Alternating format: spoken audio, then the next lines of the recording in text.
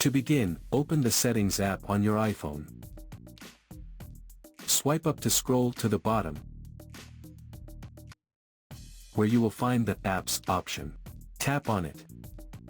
Again, swipe up to scroll down,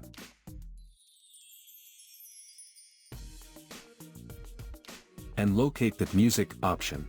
Once found, tap on it. Under the Audio section, select EQ. You will see a list of various equalizer presets.